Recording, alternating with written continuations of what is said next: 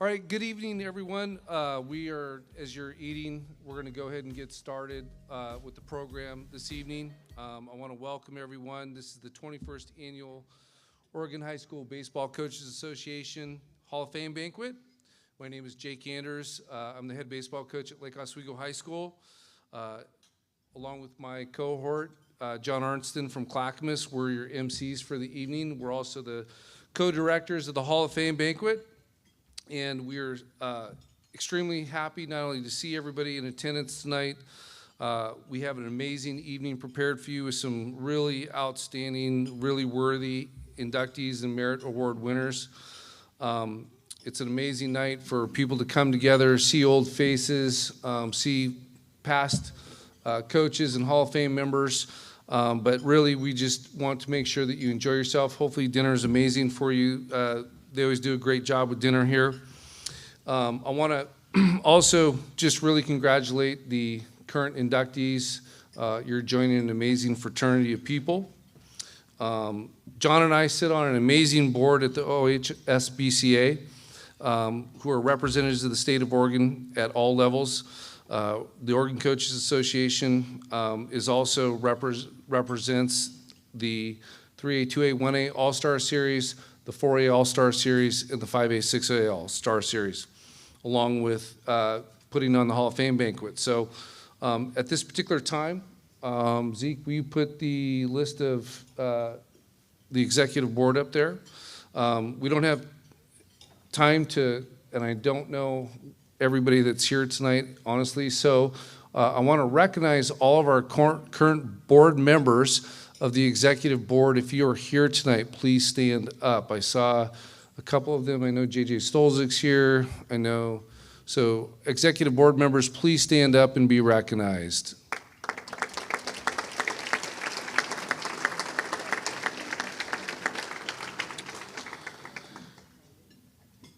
We would also like to thank once again the founders of the Hall of Fame, which are Ross Peterson and Pete Ness. I know both of them are in the back room. If you guys would go ahead and stand up. If we did not have these two gentlemen, there would not be a Hall of Fame, and these are the founding members. Those guys have been instrumental not only in guiding John and I in continuing to take over the banquet, but also they're men that we've looked up to for a long time. Ross has been one of my longtime mentors. I can't tell you, that guy knows everything. He does not forget a game. He does not forget a statistic. I mean, he's literally an amazing person that way. So thank you guys for all that you've done over the years. As we try to grow this event and continue to make it as special as we can for all those involved, we couldn't do this without some very special sponsors. At this time, we would like to thank our generous sponsors, Dan Siegel and the Corvallis Knights organization, Eric and Rebecca Fogel of Valley Athletic Supply, Joe Monahan and Hometown Sports, Matt and Chris Stutz of Cornerstone Wealth Management, Tyler Toney, Ryan Oliver of Oliver Insurance, the Wayne Oliver Foundation. Without these guys, support of this event, we couldn't grow it the way that we've been able to grow it and all the things that they've done. We'd also like to thank Tyson Traeger from Timber Stoves for the raffle prize that we're giving away tonight. That's going to be pretty fun for someone. If you haven't seen those things, they're amazing. They look great on your patio, so that's going to be awesome. We'd also like to thank Wilsonville Holiday Inn for their amazing accommodations and all the things that they do for us. They're really generous with their time. Working with them has been amazing. I think the most important thing, though, that we need to recognize is that we have many of our former Hall of Fame members that are in attendance, and these are guys that are not only legends here in the state of Oregon, they've been mentors to many of us. I cannot say enough about the list of men that are in that program, the current Hall of Fame members. If you are here tonight, please stand and please be recognized.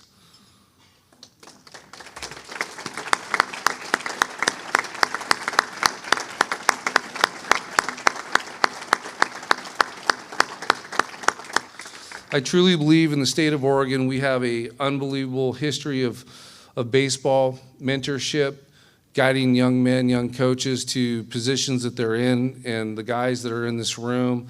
I cannot say enough about them. I don't know all of them personally, but I know many of them. And, we couldn't be in better hands. We have a outstanding legacy here, and we just want to make sure that those guys understand what they've done for all of us. Tonight, we have an amazing list of people, and I'm going to turn it over here to John to start the introductions of our Merit Award winners. So with that being said, have a great evening. I'll be back later, but John Arnston.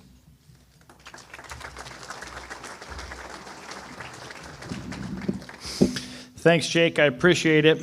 John Strohmeyer, wherever you are, I want to say thank you. I'm not wearing my readers tonight. I printed big. I appreciate the advice, buddy. Good evening, everybody. Thank you so much for being here. It's great to see so many people here, some familiar faces, seeing all of our past Hall of Fame guys. It's awesome. It's one of my favorite things about this whole event is getting to see all these guys who helped mentor me that are in the Hall of Fame. I love it. It's really cool. I think this is Jake and I's 4th year doing this. And, like I said, we're both really excited about the people that we're going to honor here tonight. We've got a really, really good group, some people that are pretty special to us. We've got 2 really great Merit Award winners. We've got 2 amazing, long-time, legendary high school coaches. And then we've got 2 coaches who coached at the high school level, coached at the college level. But those 2 in particular were mentors to tons of high school coaches along their journey. So kind of a really cool, different group that we've got going in tonight. I also want to say this. Jake calls us co-coordinators. I am definitely the assistant coach in this thing. He's the head coach. So the work that Jake puts behind the scenes, my job's pretty easy, a lot of things I do, but Jake puts a lot of time and effort getting some of the sponsors and the things he puts together to make this such a first-class event. I'd like to give Jake a round of applause for everything he does.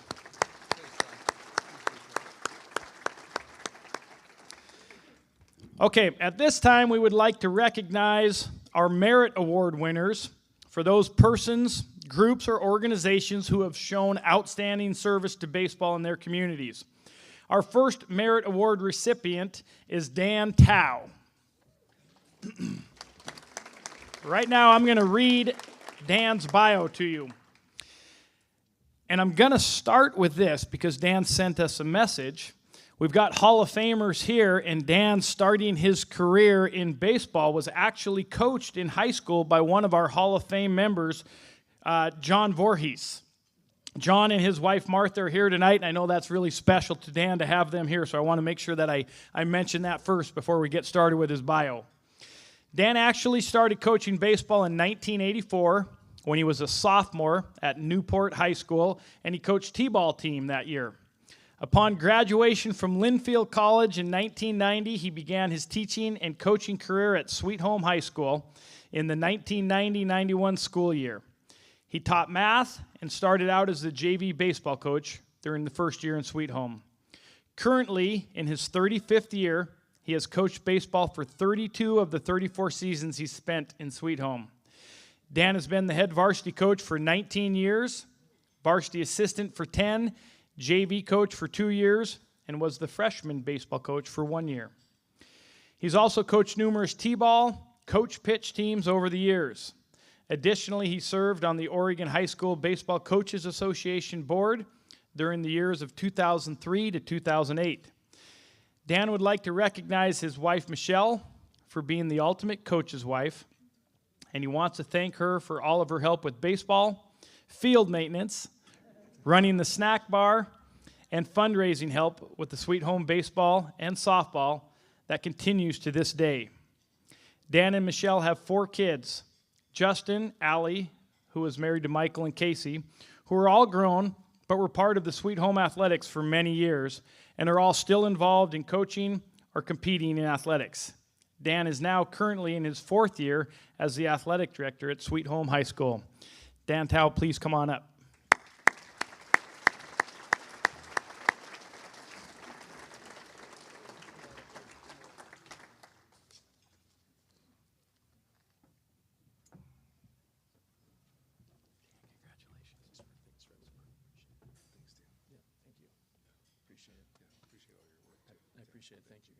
Thank you.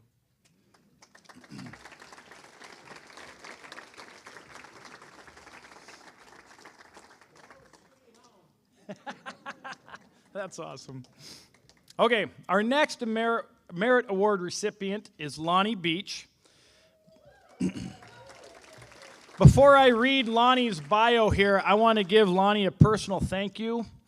Way back when I was a young coach and not very mature, I might have got myself in trouble at a baseball game in Gladstone, and if it weren't for Lonnie giving me a little bit of a character reference to the OSA, I might have been in more trouble than I was, so I appreciate that, Lonnie. Casey probably remembers that. All right. I got to find his bio now. I lost my spot here. Okay.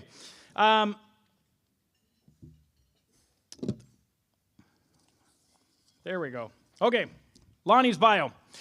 I owe baseball for nearly everything good that has happened in my life. I stay involved in the game because I love it, and it's my attempt to give back a little of what I've received from this great game. Baseball blessed me with incredible role models who have guided me throughout my life. Guys like Mike Clopton, I know he's here tonight, Mick Ellett, Dwight Janes, Jerry Gatto, Howard Fetz, and Jack Dunn. I was truly blessed to have these men in my life. Baseball was the vehicle that allowed me to be the first in my family to obtain a college education and provide me the opportunity to pursue my dream profession of coaching and counseling. Lifelong friendships were established on the baseball field with opposing coaches, players and their families, and with assistant coaches. Assistant coaches are a special breed. They are passionate about the game and dedicated to the student athletes. A very special thanks to Glenn Elliott, Don Nelson, Rob Kennewell, Fred Freemark, Roy Richmond, Dave Candello, Steve Candello, Dave O'Donnell, and Todd Harding. To say the student athletes and I were blessed having these guys around is a gross understatement. As a player and a coach, baseball has opened the world to me. My athletes and coaches by providing us with opportunities to travel to such places as Japan, Italy, Mexico, Canada, Hawaii, Montana, Idaho, Washington, California, Nevada, and Arizona. Travel helps all of us grow and mature. As a two-time cancer survivor, Lonnie believed the positive support he received from the baseball community in LeGrand and Portland played a huge role in his successful recovery. He was truly blessed and will always be indebted.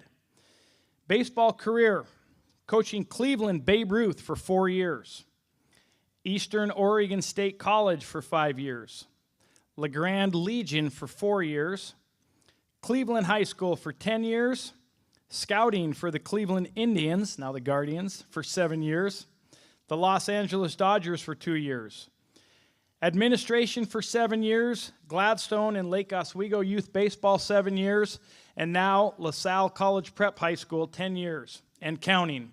Total of 54 years. That's pretty impressive.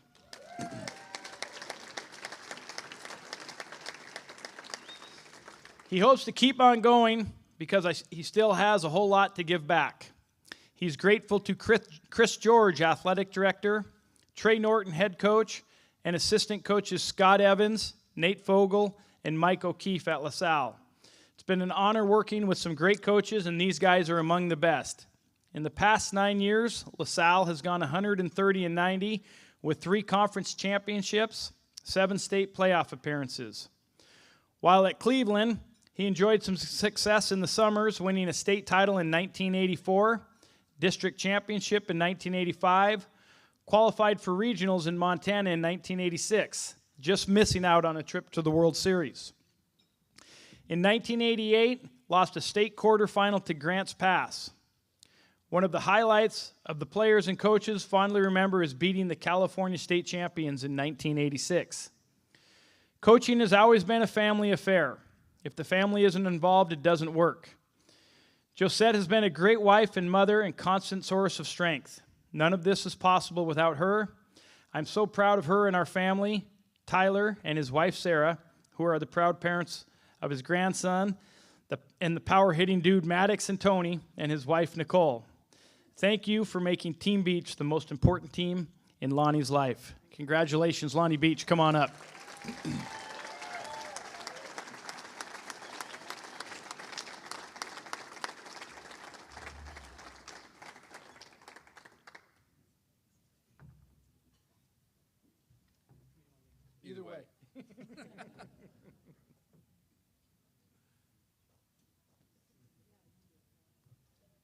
Well deserved. Thank you guys Well very deserved. much. Appreciate it. Congratulations. Thank you. And I do remember doing that. I needed you. Thank you very much.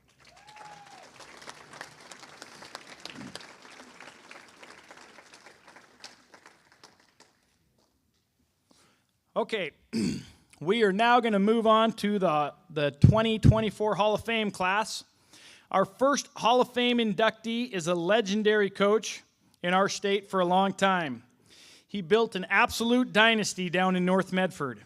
His program was one that many of us coaches wanted to emulate.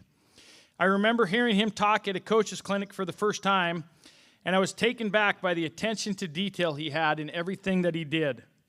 It was very impressive. At this time, I would like to invite Paul White to come up and introduce Coach Brett Wolf.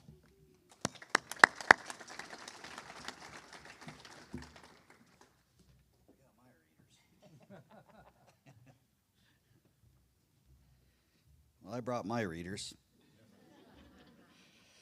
Well, good evening, everyone. My name is Paul White, and I've had the pleasure of working as an assistant coach for Brett for about 15 years. I've known him since high school, went to school with his beautiful wife, Kim, from grade school all the way through. I received a phone call just about a year ago from Brett letting me know he's going to be inducted into the Hall of Fame, and he would like me to introduce him. I thought, how can I fit all the great things that he's done for players in 3 minutes? No way. I looked at the criteria to get into the Hall of Fame, and it's very quantifiable, and it should be quantifiable. For Coach Wolf, 30 years of coaching, 9 conference championships, 2 6A state championships, along with many, many honors, puts him at the top of the list. It is, however, the intangibles that get the coach the quantifiables. There are many, many intangibles that Coach Wolf has made as a mainstay in his coaching career. If you know him, you know he's crazy, off the wall, out of the ordinary. I don't have enough time. He goes overboard in almost everything he does. He never leaves the field before 9 p.m.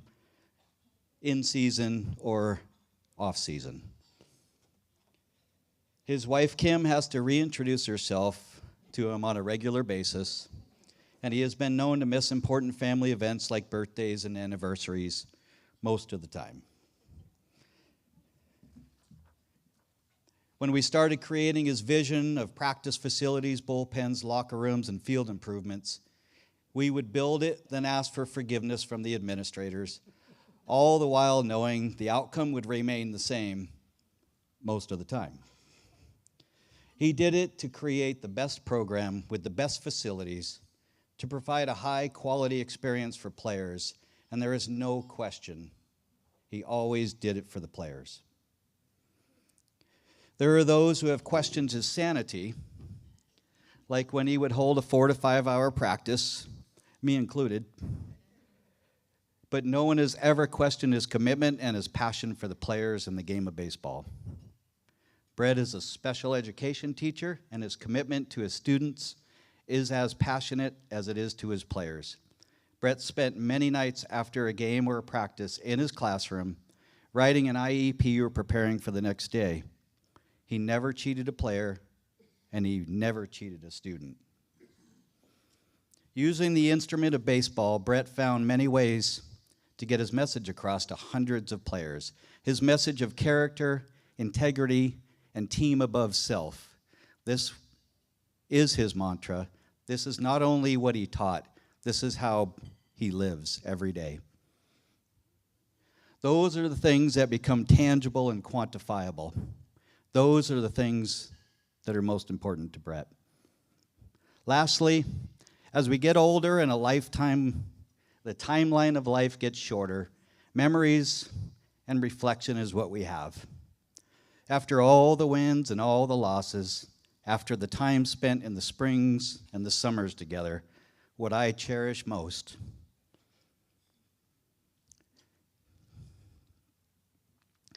after a 12-hour day of a doubleheader on a Saturday. Coach Wolf and I would make our rounds and ensure the locker room, the gates, and the sheds are all locked up. I would turn on the infield sprinklers and go sit with my friend in the third base dugout. Just the two of us. We'd watch the setting sun reflect rainbows off the sprinklers' mist, staring at the greatest stage on the planet in total silence, knowing that we won the game of life because we can call each other brothers for life. Ladies and gentlemen, it's my pleasure to introduce Coach Brett Wolf.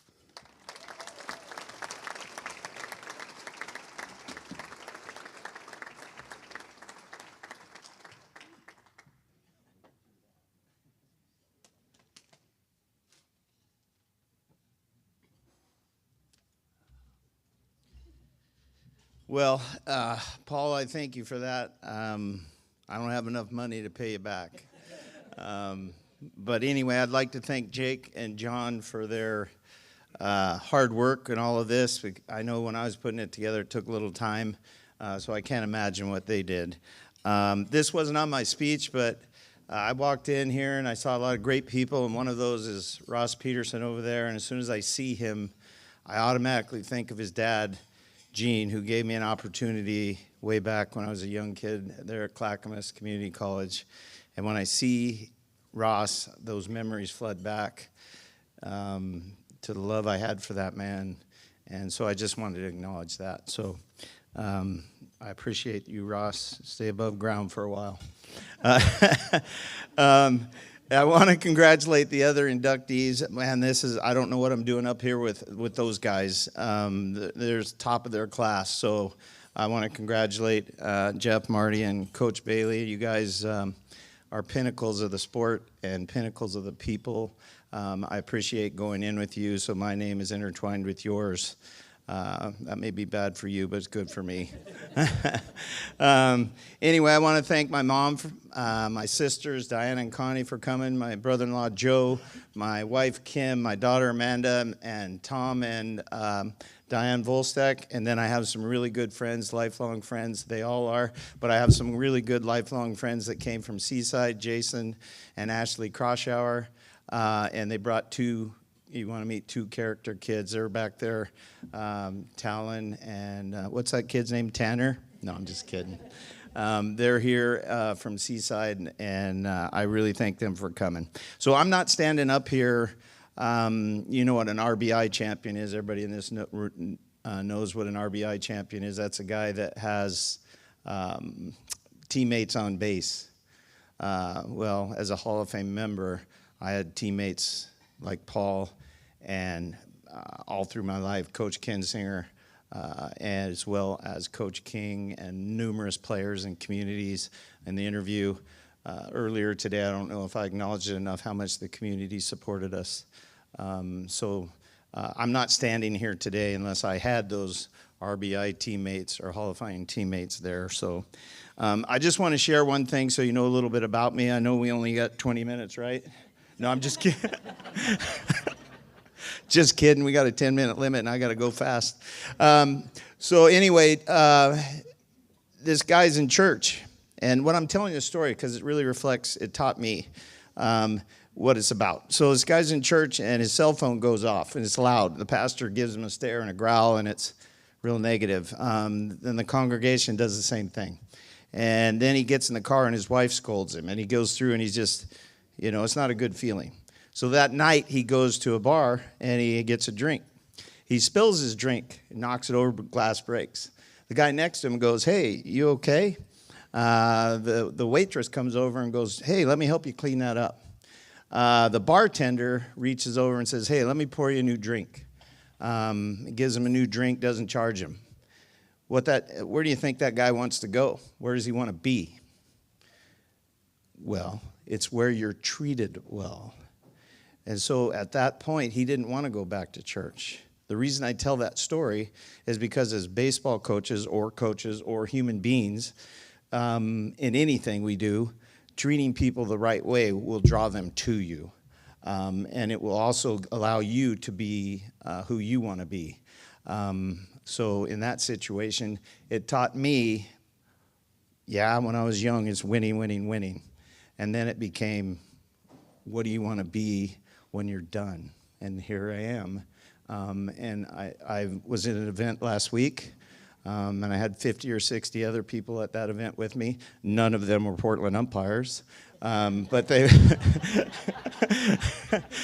but they were with me, and it was all about relationships, and it was all about relationships and things that we created, and that's why that family from Seaside's here, because they're special people to me, and those boys are special people. I hope to attend their wedding someday. That's if talent can find a blind girl, but we're gonna try it. So, but anyway, I know I don't have much time, so I want to thank everybody. It's an honor to be here. The thing with baseball that I love the most is getting up on a early morning when the sun's coming up and the grass is out there, and you got a 6-hour practice, but it was down to the minute. And we were able to grind it out. It just being there those mornings, and then some of that stuff and the constant challenges. It's like chess match where you got to do things to help figure things out to make kids better. You could also help work with them in the classroom, doing things to help them become better citizens, better people, and help them just in life in general. And you still mentor them today, even 25, 30 years from my first player at this event I was at last week. I had one of my first players there. He's a lawyer. He makes more money than me.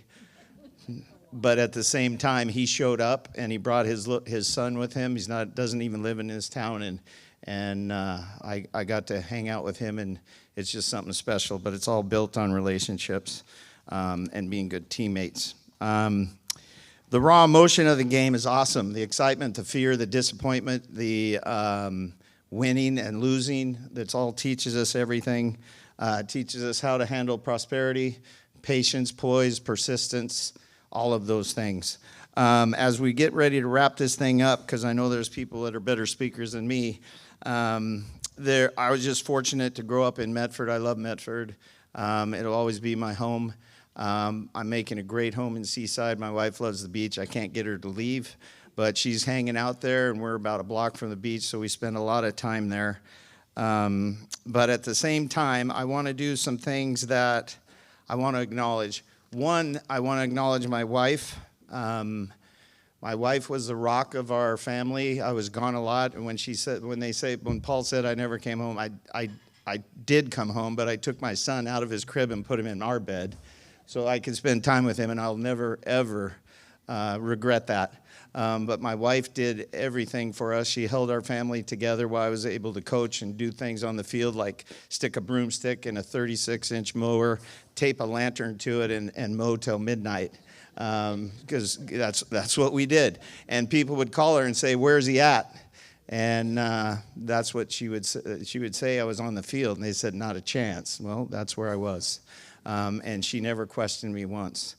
So for that, dear Kim, I love you, and I appreciate you.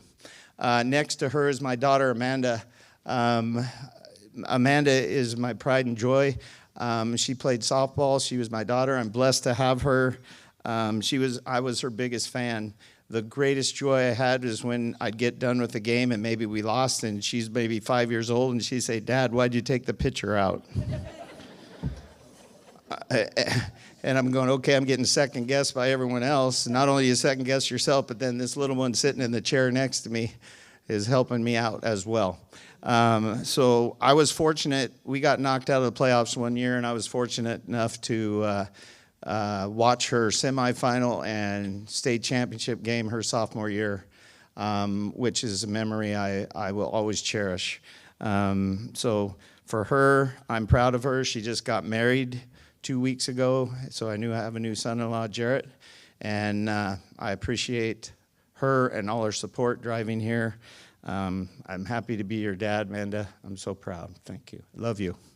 My son, Hayden, that guy, I coached him my whole life. People say coaching your son is hard to do. It's not hard to do. It's the easiest thing in the world because you just treat him like someone else's son.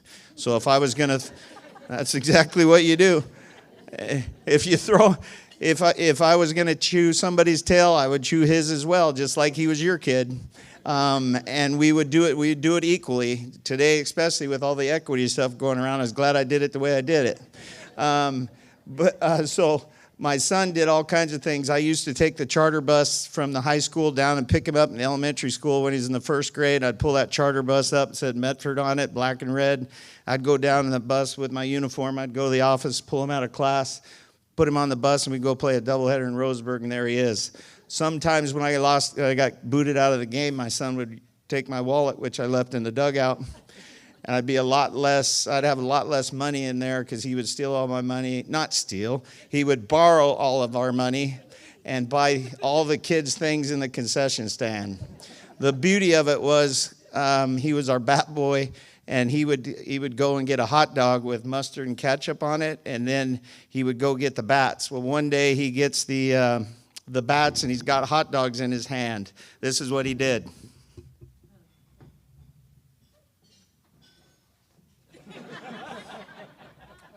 And as you might know, we were red and black, and the pants were white. So mustard and mayonnaise all over the place. But I got to be on the field and coach my son when we won a state title. He was our left fielder.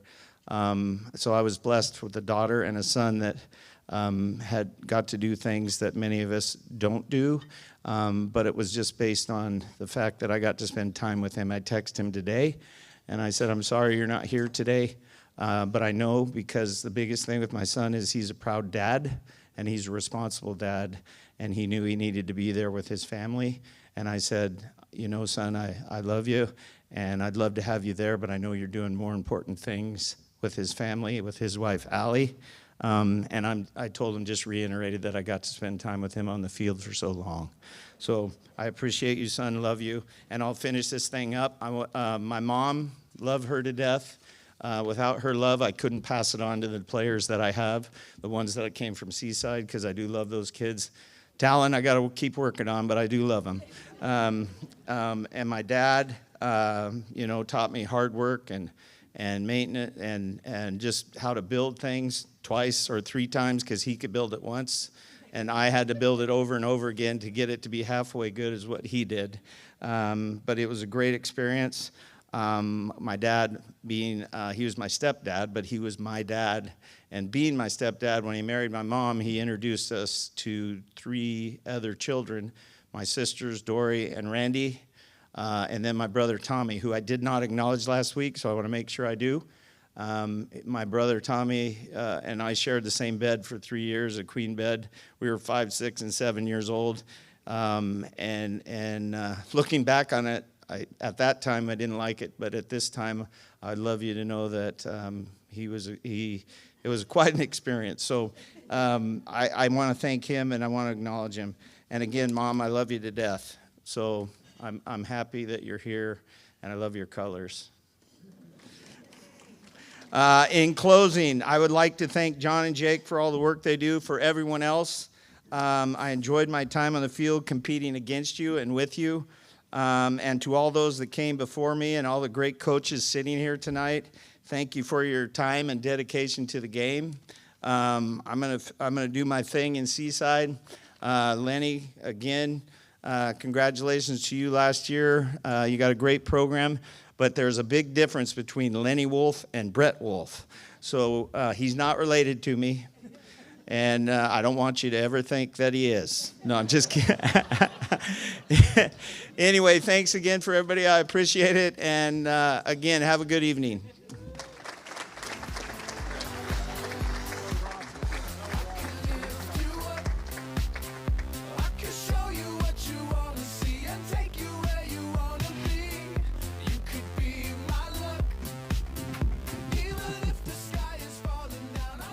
All right, congratulations again to Coach Wolf. What an amazing career. Well done, Coach.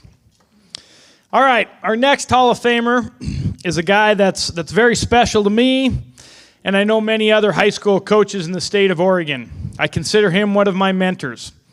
This guy is not just an outstanding baseball coach, but a great person. I think I learned more from him about being a good leader, a person of character, a person of faith, than I did about baseball. And believe me, I learned a lot of baseball from this guy as well. His willingness to share his knowledge of the game of baseball, how to be a good coach, were instrumental in my career and many other coaches around the state. I'm really excited to ask Alex Bailey to come up and introduce his dad, Pat Bailey.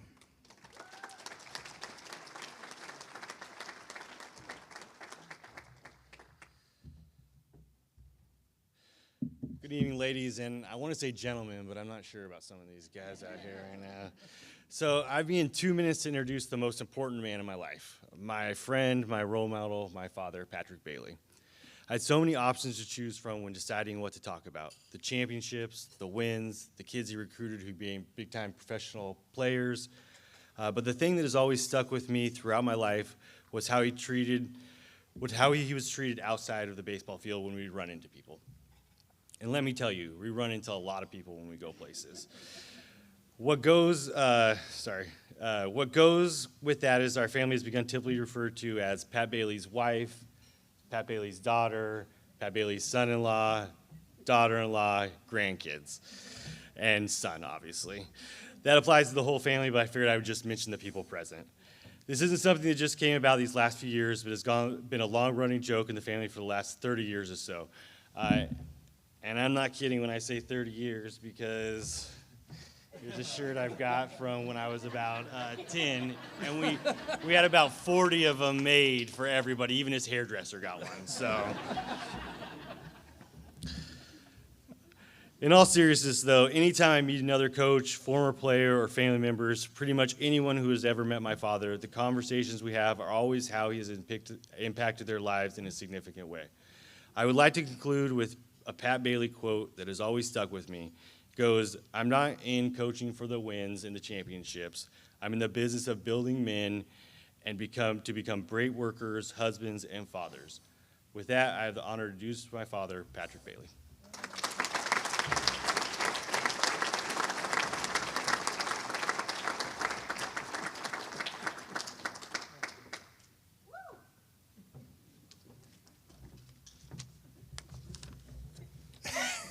I heard that. Get my notes out. Hey, you know what happens? You get older, you use size 16 font. I used to make fun of my wife. I called her Four Eyes all the time. And about the time I turned 50, she started wearing glasses when she was about 26. And now I'm worse than she is vision-wise. So anyhow. Hey, how about tonight? Let's give Jake and John a standing ovation. Come on, guys. Let's go. Sorry, guys, I gotta go.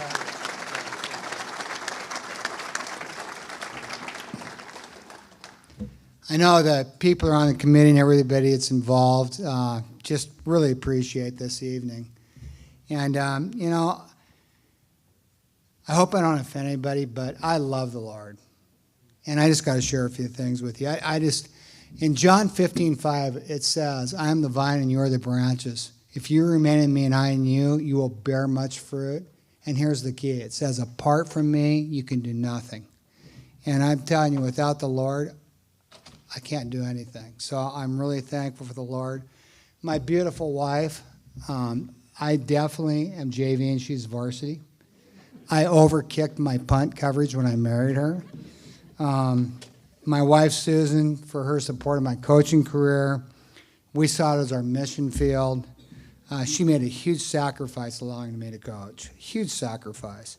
She helped me to keep my priorities in order and not make baseball the most important thing in my life. And believe me, there was times when she got after me when my priorities were out of order. And so I'm just really thankful for her and my wonderful children, Alex and Ann. Alex, thank you so much for what you said tonight. I love you. And Ann, I'm so fortunate. Wow.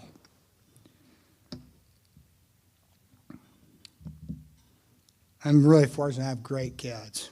And I'm truly blessed. And I'm honored to be your father. And we have two great additions to our family, too. Colin and Lucy, thank you so much. I mean, I can't tell how many people I talk to and they say they have problems with their spouses, their daughter-in-laws, their son-in-laws. Susan and I are lucky. We have great son-in-law in Colin, a daughter-in-law in Lucy, so I'm really thankful. And my grandchildren. I have a 4-year-old, Colton, and a 9-month-old Izzy with Alex and Lucy. And I have 2 here tonight, Adelaide, who's 14, and Evie, who's 10. And I have so much fun with them. Thank you for all the road trips and the great times we have together. I love you guys, and I love spending time with you. And I also want to thank all the people who hired me. You know, I started in 1978. I started at Willamette High School in Eugene. And my wife and I, I'll just tell you a quick story. I was playing at the University of Idaho, and we were going to play Portland State. And we prayed before I called to see if I got the job. And I did not want to work in Eugene. I'm going to be brutally honest with you. We were down there for 2 days. I thought I was in a foreign country. So, I mean, I'm from Wyoming and Idaho, okay? I'm a little bit of a redneck. And so we go up there, I pray. I said, hey, Lord, unless Glenn Hankins, who was the assistant superintendent at the time, says, hey, Pat, you got the job, I'm not taking that job. Amen. I get on the phone, call up, secretary answers. Glenn gets on the phone. He says the exact words I prayed. Hey, Pat, you got the job? And I was quiet, and he goes, what are you going to do? And I said, I'm taking the job. So it's the only job I applied for, and I took it. We thought we'd be here for 1 year. And it says in Proverbs 16:9, in his heart man makes plans, but God determines his steps. We've been here since 1978, so there you go. I want to thank all the just guys like that hired me at Westland High School, D. Cox. I'm so thankful that he gave me an opportunity to coach at Westland. Honestly, I was not qualified to be the head coach there. Dee interviewed me, interviewed all the head coaches. He says, hey, Pat, I hear you're a Christian. What's your favorite Bible verse? And I said, Proverbs 3, 5, and 6. Trust in the Lord with all your heart. Lean not on your own understanding. In all your ways acknowledge me, and I'll make your path straight. And I found out that's the reason why he hired me. It had nothing to do with coaching baseball, which is crazy. And then, you know, I had an opportunity to work with Case.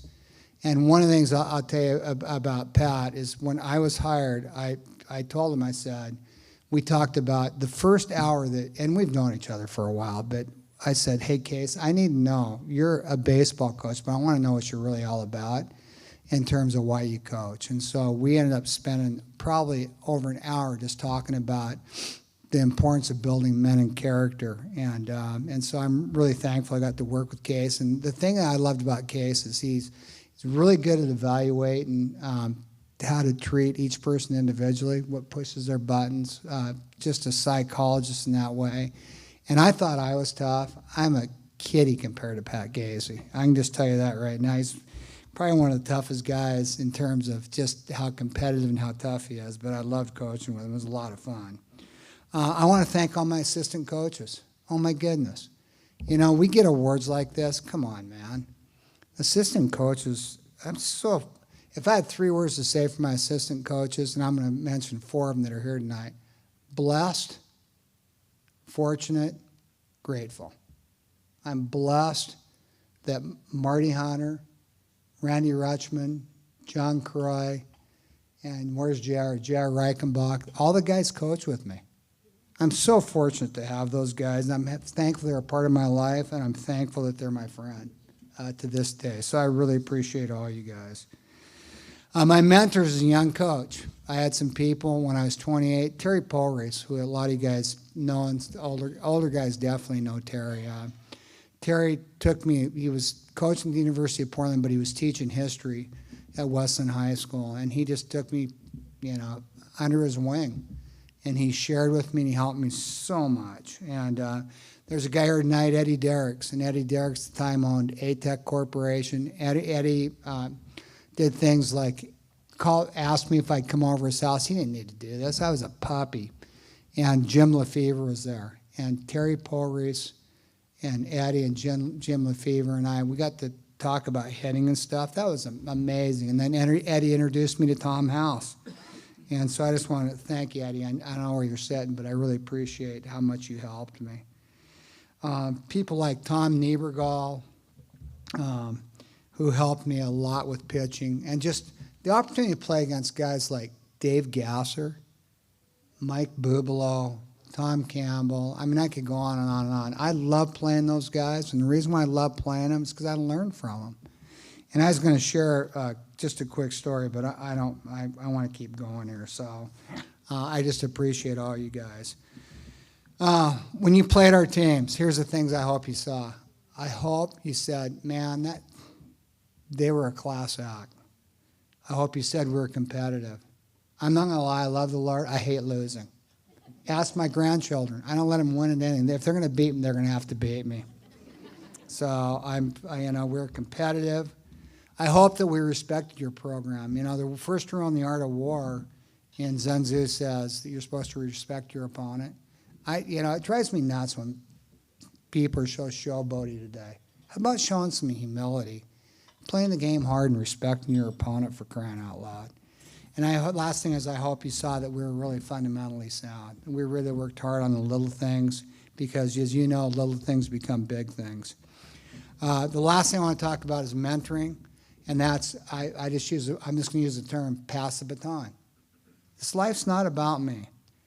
My life, I hope people say that I was here to serve people, that I was here to pass the baton, that I had the willingness to help and share, and I mean everything. I used to hate going to football clinics and football coaches say, I can't share that. That's our little thing. Come on, man. That's just an ego thing. I shared stuff with whatever coaches, including coaches in my conference. When I was at George Fox, we had some younger coaches that wanted help, and I helped them. I gave them everything I knew. So I think I want to help guys be a better coach, teacher, and we even talked about family stuff. Life is about serving others and helping them to be great in all aspects of their life. That's what life's about. Lastly, guys, we got a bunch of old guys in here, but if there's any young puppies in here who coach, and I know there's a few, I saw JJ here and a few other coaches, what's your why? That's my challenge. What's your why? Why do you coach? I didn't coach. All that stuff, the winning national championships and yada, yada, that's not why I coached. I coached to build men of character. I wish more coaches would do it because I got to be honest with you, I think there's a lot of men in this country that lack character, and it's sad, and I think it's one of the reasons why we have so many problems in our country. I also firmly believe in hard work. I think hard work starts in the classroom, and that you need to hold your players accountable to being good students. Team is more important than self. This selfie stuff and all this other business going on,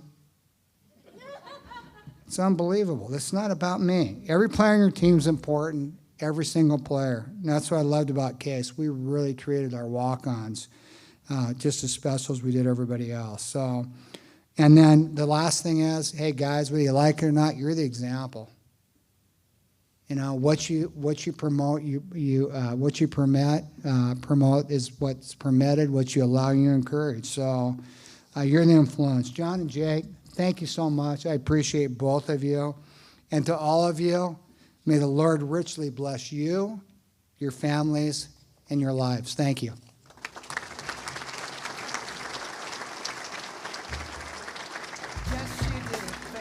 Thanks, Pat. We are going to take a quick 5-minute intermission for people to go to the restroom, get another drink, and then we'll come back and have our last two. So we're ready to go. All right. Yeah, go ahead. It was the right time. She was the real thing. I had to walk away. See, don't wanna be stitched up, out of my mind, feeling strung out, lagging behind, all trapped in. Can't do a thing because I'm locked down. Stitched up, feeling the burn, all strung out. Finally learned that trapped in. Can't do a thing because I'm locked down.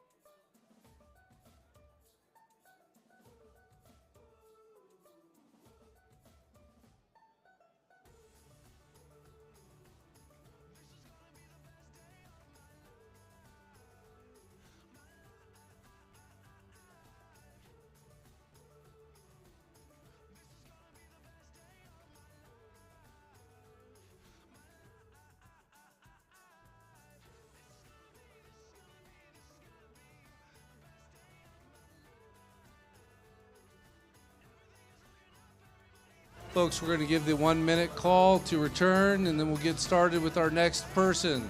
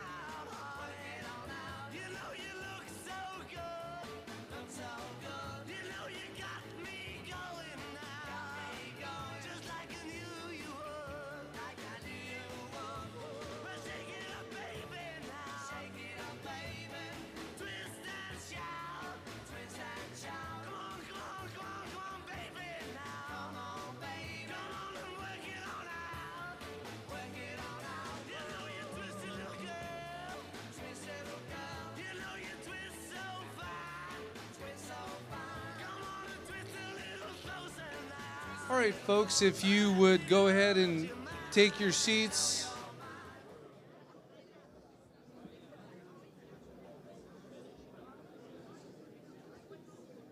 We're going to go ahead and introduce our next Hall of Fame inductee. This man is someone that I've known for quite a long time, competed against him when he was coaching the TRL at Canby High School. It's an interesting story from the fact that there's numerous Hall of Fame. I'm the same way. I got started in the gig. I didn't know anything. I was under legendary coach Dave Gasser at Lake Ridge High School. Dave's here tonight. I mean, you want to talk about having a mentor. That guy was crazy and taught me a tremendous amount. When I got the head job at LO, I had no business being there. But then I came into the league and I competed against guys like Marty Hunter when he was at Canby. And Marty loved competing against him. And the one thing I always remembered about all the guys that were mentors in that league at that time, we competed like heck on the field. But when we got together afterwards, when we had a drink later on, they were always there to help you and grow you as an individual and as a person. And that part of it, I will always remember about those gentlemen. So without further ado, I want to introduce Taylor and Tyler Hunter. Tucker, sorry, got ahead of myself, to introduce Marty Hunter.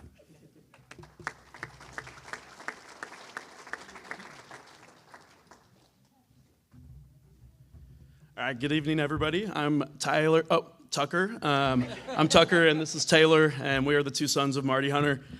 First, I'd like to thank the OHSBCA for organizing and hosting tonight's event and allowing all of us to celebrate the 2024 Hall of Fame inductees. Today, we gather not just to celebrate a remarkable achievement, but to honor a legacy that has influenced the world of baseball and the lives of countless players. We are here to pay tribute to our dad, Marty Hunter, whose passion for the game, dedication to excellence, and unwavering commitment to his players has earned him a rightful place in the Oregon High School Baseball Coaches Association Hall of Fame. As the older brother, I'm going to lower this just a little bit. Sorry. As we reflect on the extraordinary journey of our dad, I just want to acknowledge some of those on and off the field impacts that he had. With a 29-year career of coaching, he's not only led numerous teams to victories, league championships, conference championships, and a national championship, but he established personal connections with all of his players. Some of them are even here tonight, which is just really cool to see, and it's guys I haven't seen in a while either. To many, he's not just a coach, he's a mentor. He's a father figure to all of us, and he's been a guiding light for most of anyone who's been part of his program. He's instilled in them the belief of success is not merely measured in wins and losses, but it's in the relationships that are built and the character developed along the way. Throughout his career, Marty has faced many challenges and setbacks, yet he always approached them with an unwavering determination and grace. His resilience in the face of adversity served as a powerful reminder that true greatness is forged not in the times of ease, but in the moments of struggle.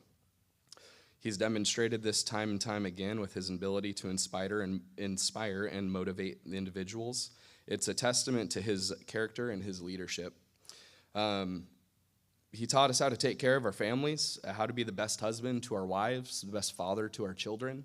And we're just truly blessed to have him, not only as our dad, but to share him with all the other, players and friends we made along the way.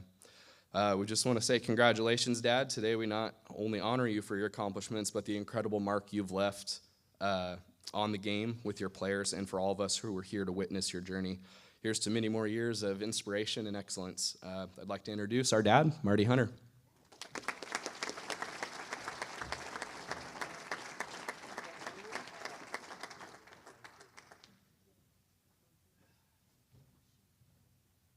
Great, I gotta follow that.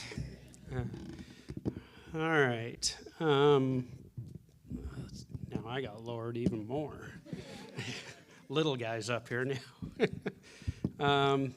First of all, thanks so much for being here, and the committee. Jake and Arnie, awesome. It's a great night, and you guys are phenomenal. I'm very humbled about being here and appreciative of everything that goes on. You get to these things and you sort of get reflective about the people you meet and the kids and players and everybody that you've been associated with. And first of all, I would like to thank my parents and my sisters for all their support over the years.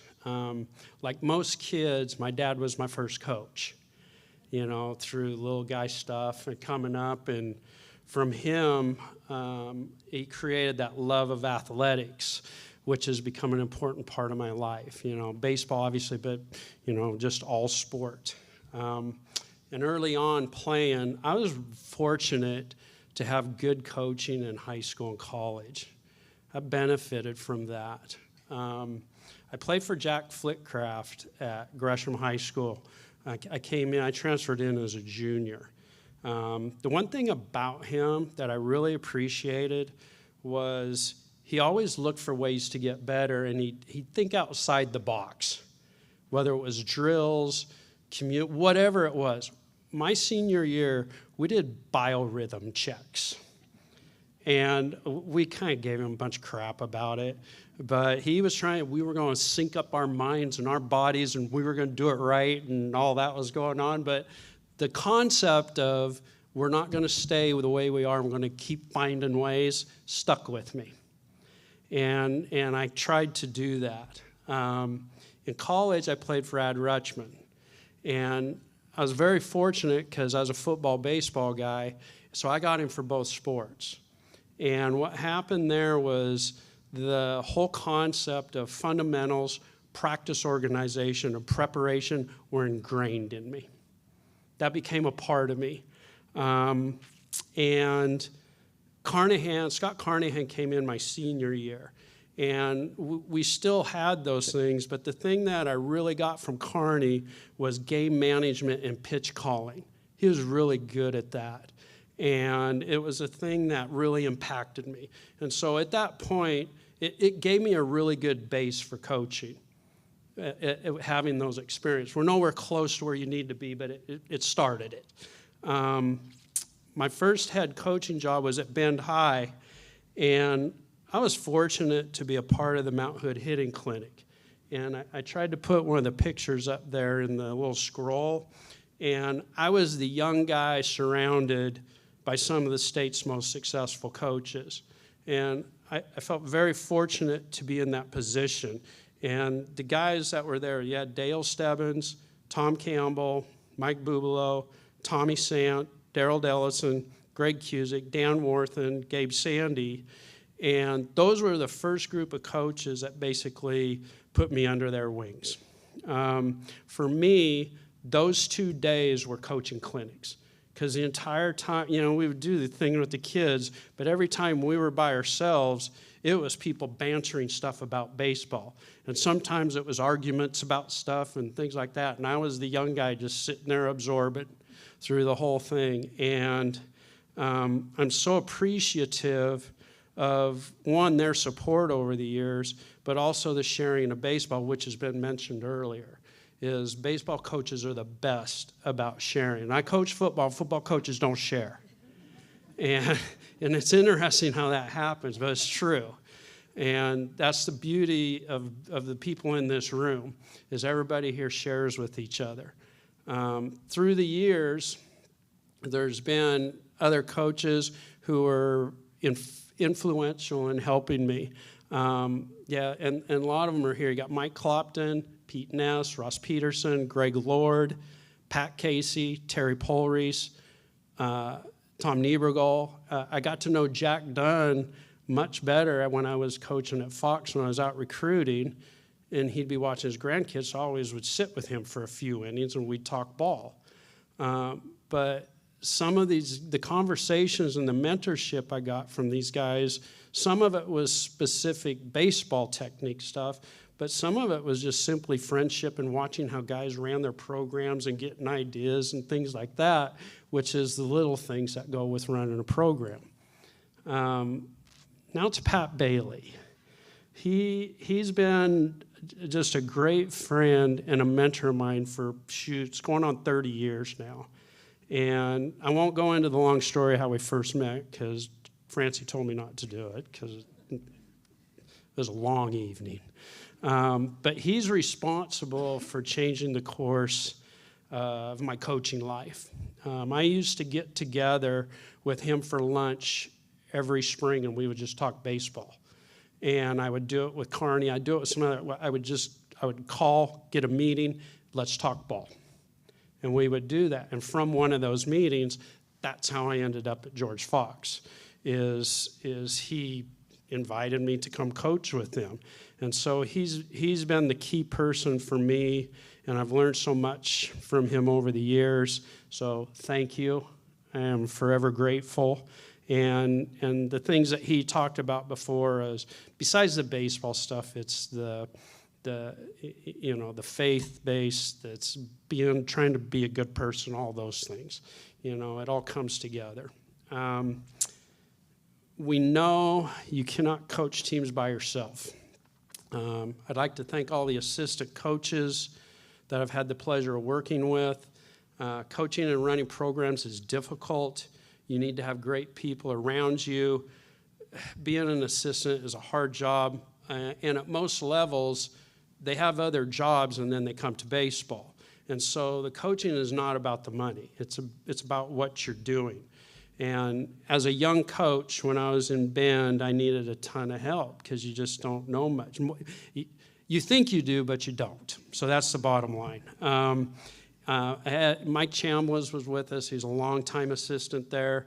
Monty McDonald was the AD when I started and gave me a ton of help. Brett Bailey, one of my good friends who we started coaching when we were young and in college.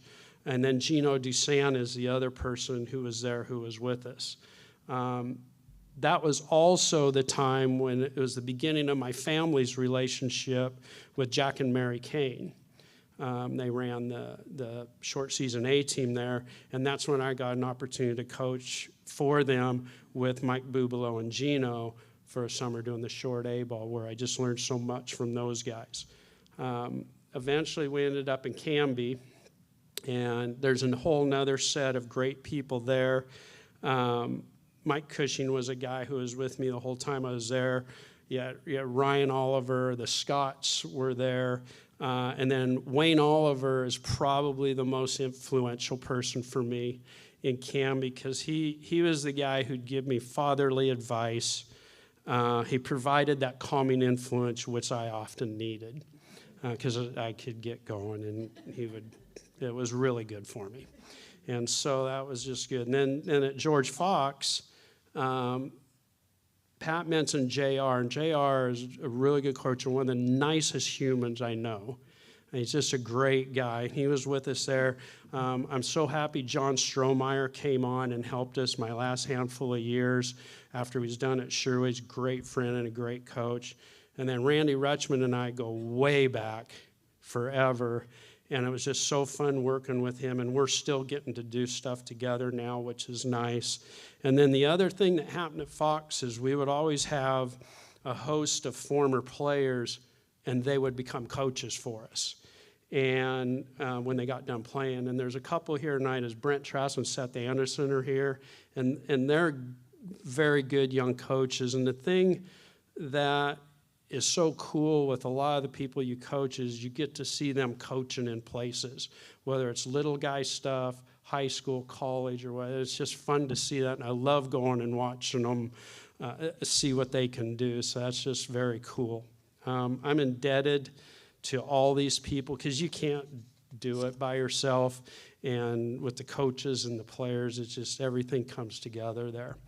On the personal side of things, I was very fortunate to have a wife who understood the time commitment coaching, and this stuff has been mentioned before, but it's so important. And my late wife, Kim, she was awesome about this.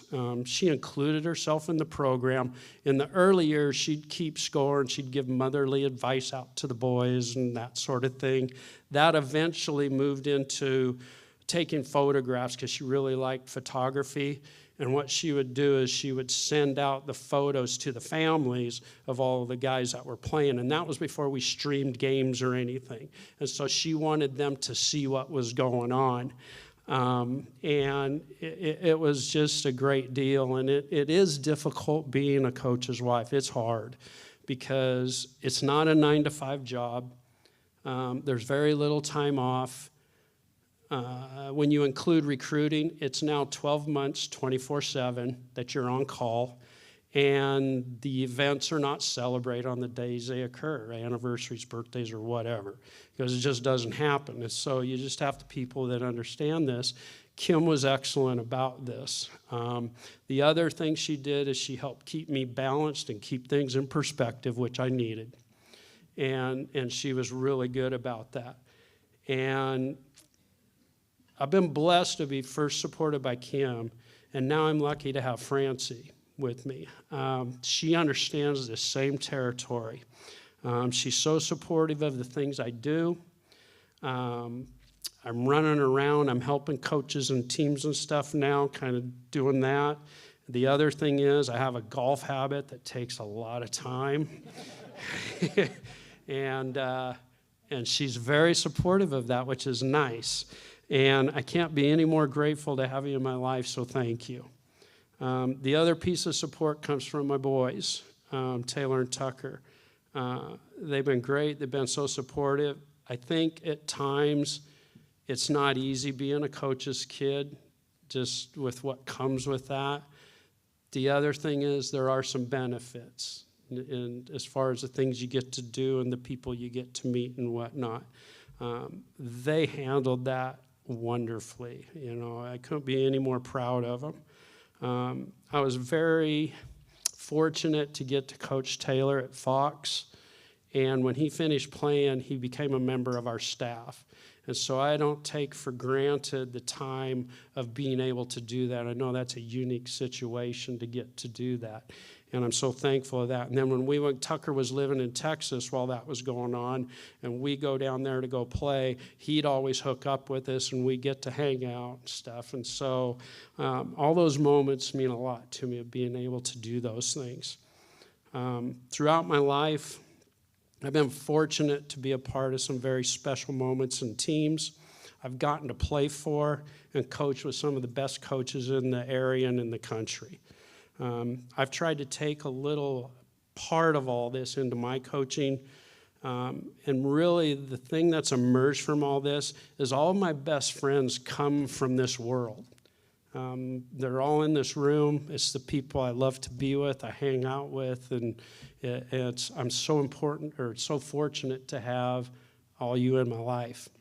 So in closing, we're in the people business. And I'm so proud to see the successes of our former players, what they're doing with their jobs, with their families. A lot of them are coaching. I just think it's awesome to see that. I am biased, but I believe team sports teaches you things you just don't get in other places. I think we need to make sure that we keep sending these messages and characteristics to the next generation, and we make sure that this happens. As far as myself, I'm still learning. I'm still trying to get better. Again, thank you for this honor. I'm very humbled, and I'm very appreciative tonight. Thanks, guys.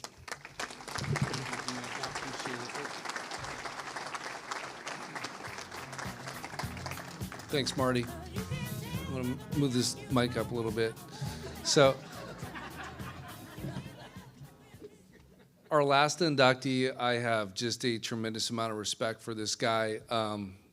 The way he lives his life, and more importantly, I've become very close with his son over the last years. And obviously, I think one thing that you can always tell about parents is how their kids are. If their kids are good kids, usually they come from really good parents.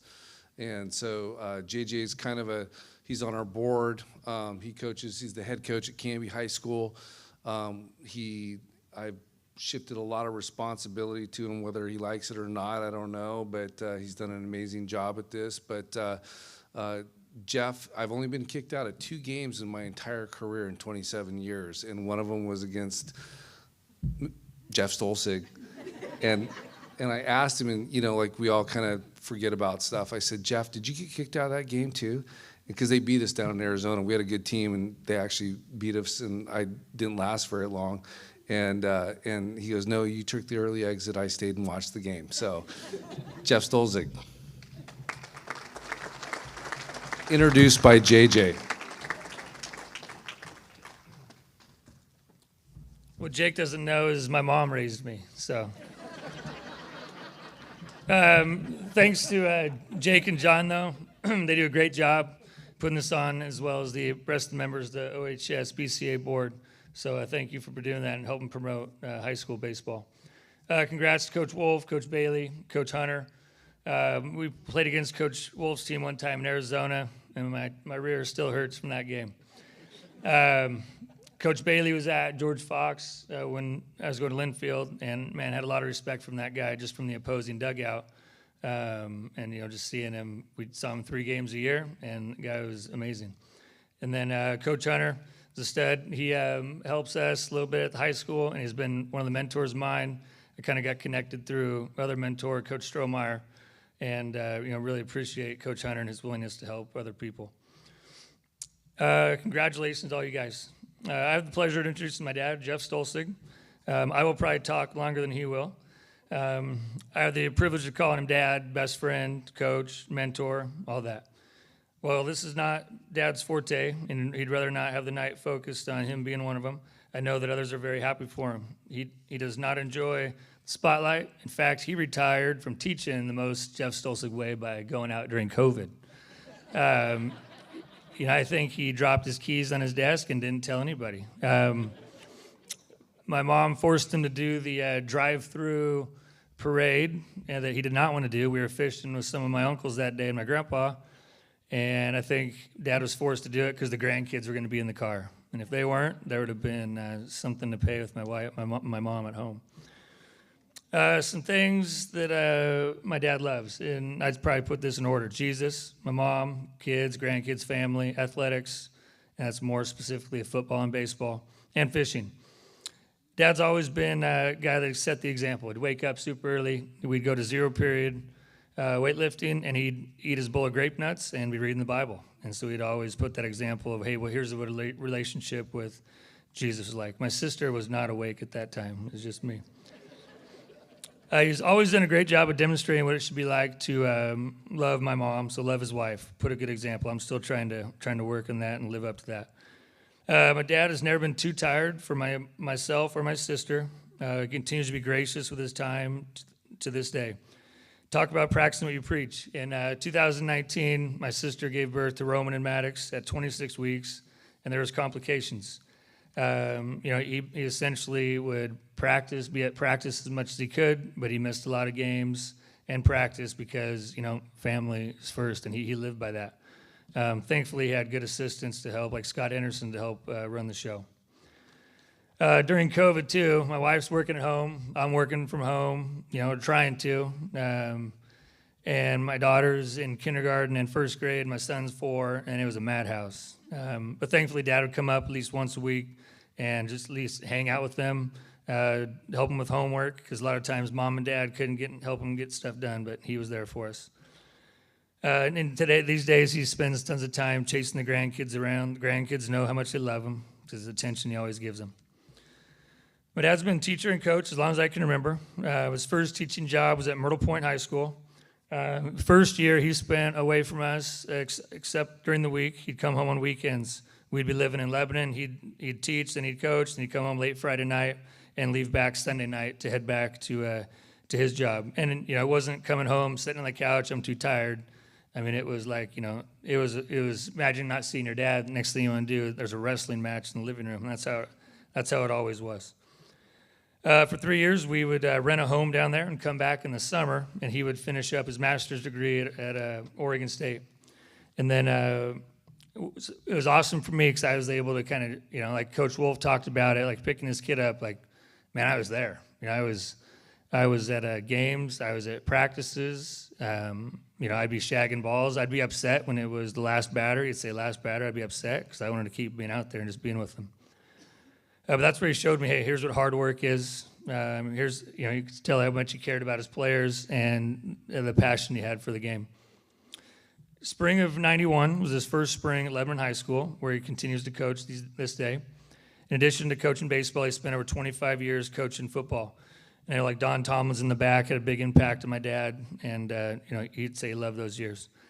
I've been in the dugout as a bat boy, player, and even helped him coach in the summer. And what we see from my dad is what you see on the field is what you see off the field. Some characteristics that come to my mind when I think about my dad are loyalty, integrity, humble, and a servant. He served the Lebanon Community and Baseball program for 34 years now.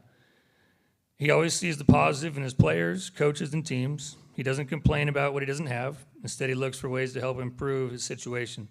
He always talks highly of his staff, even admin, Craig, opposing coaches, and even umpires. Except one guy. Dad may have been tossed one time for losing his balance and bumping an umpire during a conversation.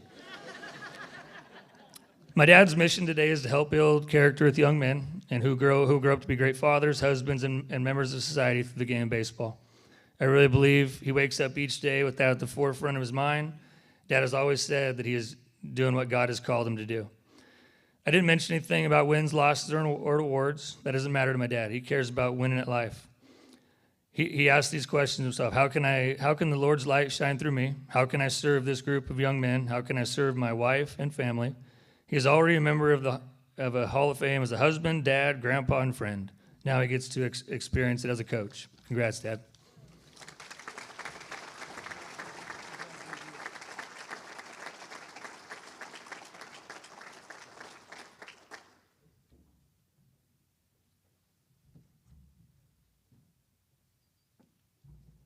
Well, it is a real honor to be recognized by my peers and to be mentioned in the same breath as these men that are here tonight and the other inductees that have been inducted before. I am truly humbled by this. I am thankful to the committee and to the rest of the board that has worked so hard to put this together. Special thanks to Jake and John. I get a flavor through the emails how busy you guys. So you do a super job making this a class act. This organization does a super job of recognizing people and promoting baseball in the state of Oregon. I also appreciate the values that this organization committee hold. They place a high value on winning and striving to win, as we all should.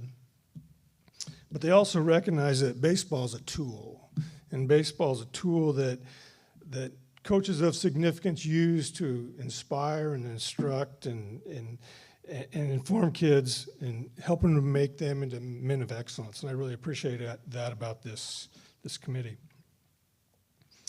I am very appreciative of being selected for this honor. However, I need you to know this and understand this one thing.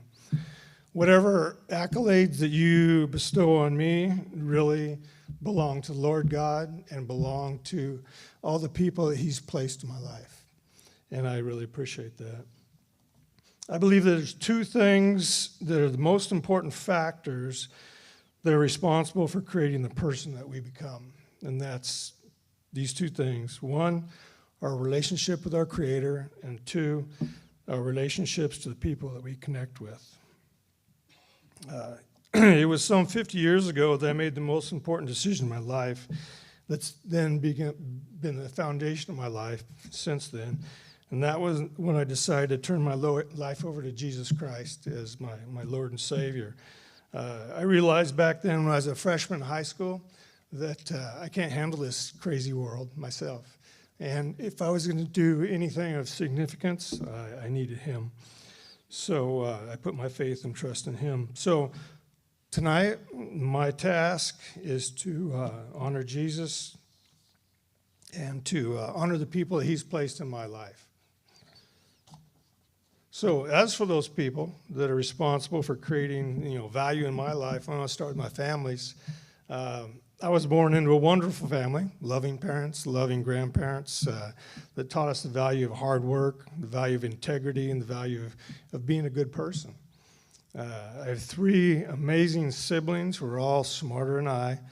And then when we add in their incredible mates, it's just a fantastic group of people that have had a tremendous impact on my life and influenced the lives of others then that I come in contact with.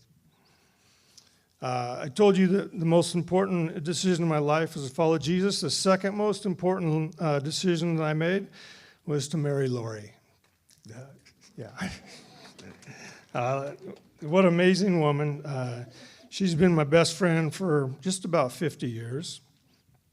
In the context of coaching, Lori truly is an assistant coach for me, although she doesn't make lineups or tell me when to make pitching changes. But she's been my best supporter for 50 years. When Lori and I married 45 years ago, I knew I was getting a great deal. I was marrying an incredible woman, and I was marrying into another amazing family. Not just awesome parents. She had great parents, but she had awesome brothers, sister-in-laws, cousins, nieces, and nephews. So I've been doubly blessed. I've got a wonderful biological family and an amazing extended family, and I've just been surrounded by great people, and I honor you guys tonight. The union of Lori and I, came with a blessing of children and grandchildren. You've met JJ. The Lord, blessed us with two amazing kids, JJ and Lindsay. Lindsay's here tonight as well, and they've made us proud from day one. JJ married a wonderful gal, Kaylee, and they have two terrific kids, Boston and Callan. Lindsay and Drew's sons, Roman and Maddox, twin 5-year-olds, amazing kids as well. I've learned so much from the experiences that we've had with them, and they have drastically influenced who I am as a person and the way that I coach, and I really appreciate you guys. As a young person, I was influenced by some outstanding coaches. Our dad was a postal worker by day, and then he coached just about every sport that Joel and I played when we were kids. He was a tremendous competitor, and he taught us to never give up, always compete. Another great influence was a close family friend and high school coach, Don Carroll.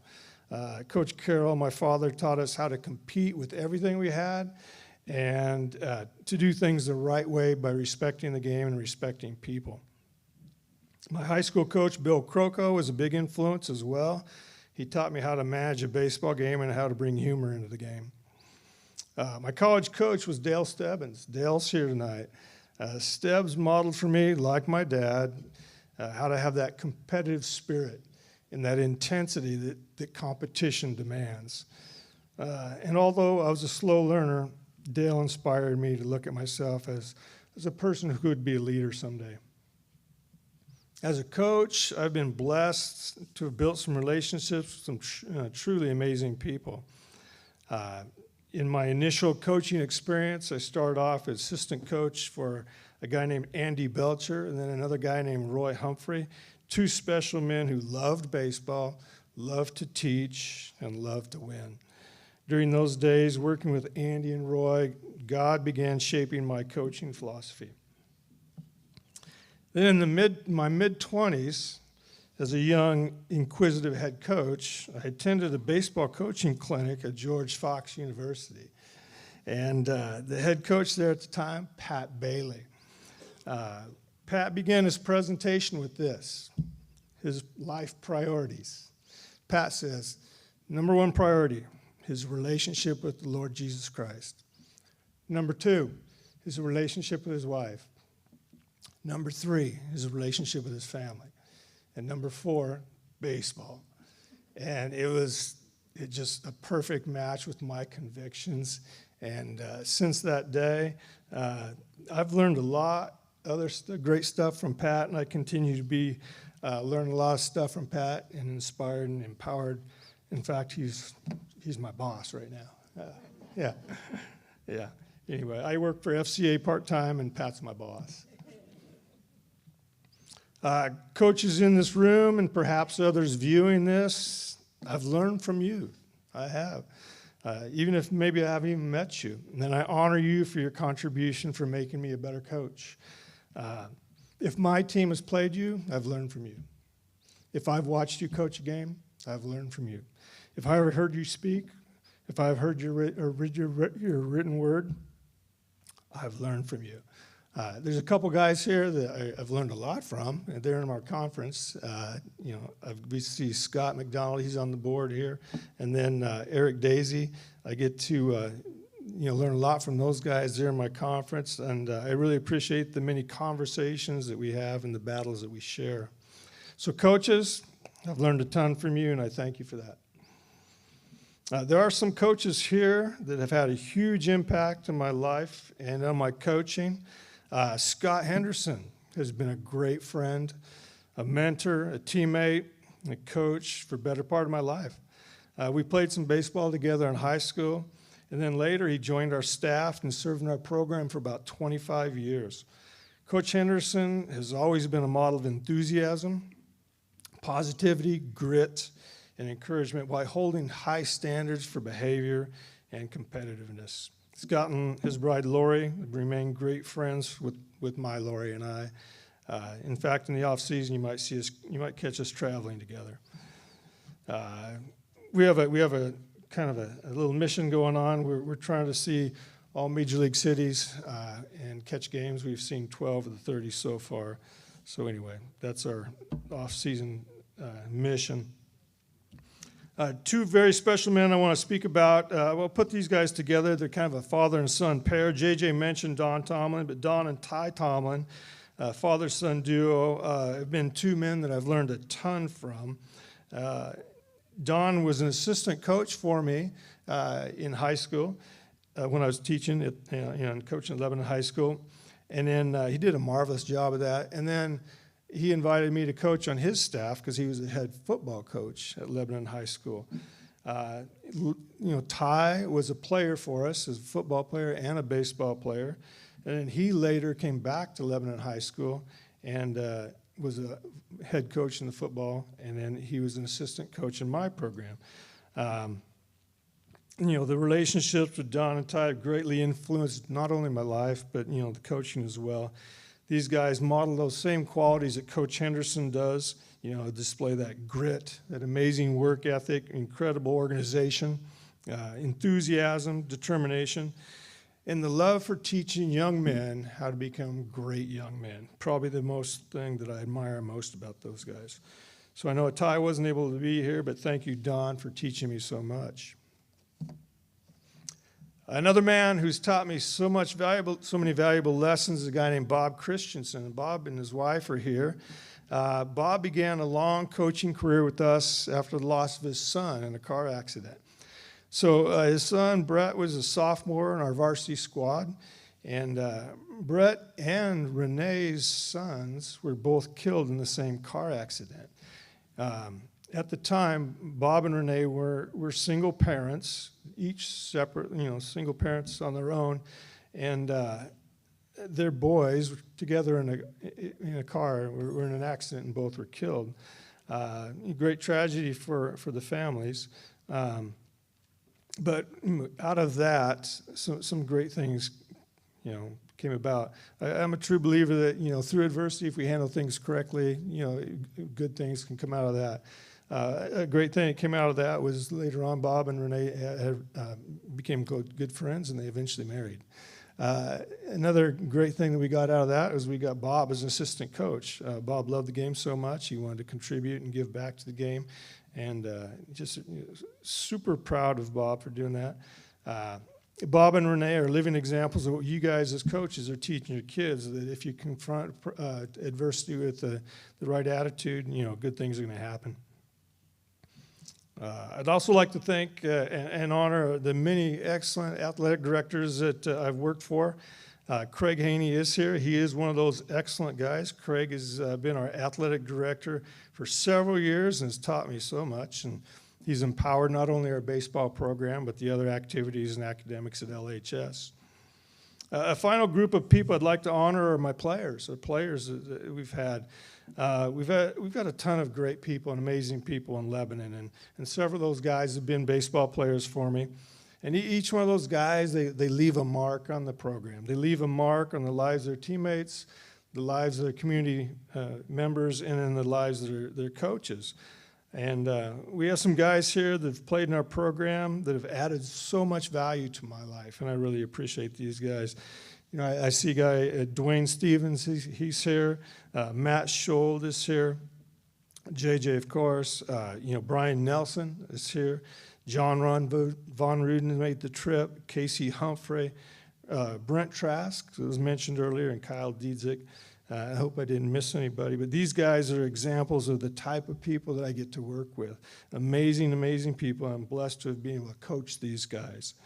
I want to thank you men for that.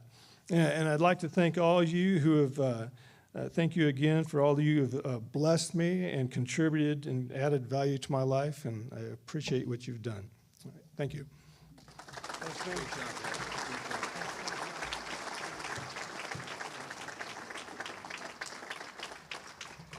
Thanks, Jeff. So now the moment you all have been waiting for, the raffle. Go ahead and pull your tickets out.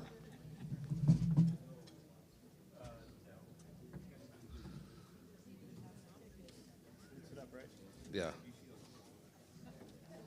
I'm going to let John read the number because I can't see without my glasses, so. Damn, I don't know if I can. Okay, everybody's got them out? All right. The winning number is 2, 4, 8, 5. There starts the moan. 6, 1. Nice. Very nice. Where's Kevin Moffitt at? Where's Kevin? Is Kevin still here? So you can pick, we have the actual box right out front, and we can have somebody bring it out to you when you're done. So we're going to move on. We want to thank all of our Hall of Fame members and Merit Award winners. For the Hall of Fame members, we definitely want you guys to come up in a minute and get your plaques and your rings and your hats. Please feel free. That is a photo op opportunity over there. You can actually step on that, so don't worry about anybody that wants to be filmed or pictured in front of the screen. We highly encourage you to do that. We want to thank everybody for coming tonight, and we have started a new tradition the last couple of years of introducing the next class for 2025. So I'm going to go ahead and announce who that is going to be for next year, both our Merit Award winners for 2025 and our incoming 25 Hall of Fame members. So the 2025 Merit Award winners are Michelle Wolf from Warrenton, Mike Landers from Lake Oswego, Hall of Fame inductees, Bill Croson, Jeff Davis, Joe Baumgartner, who I think is Joe here tonight? Where's Joe? Joe, thank you. Can you stand up real quick? Thank you. I knew that. Yeah, thank you. Joe Baumgartner and our very own John Arnston. So we're looking forward to a great 2025 Hall of Fame class. We truly appreciate everybody that's here tonight, and have drinks, do whatever you want. But thank you very much. We'll see you next year.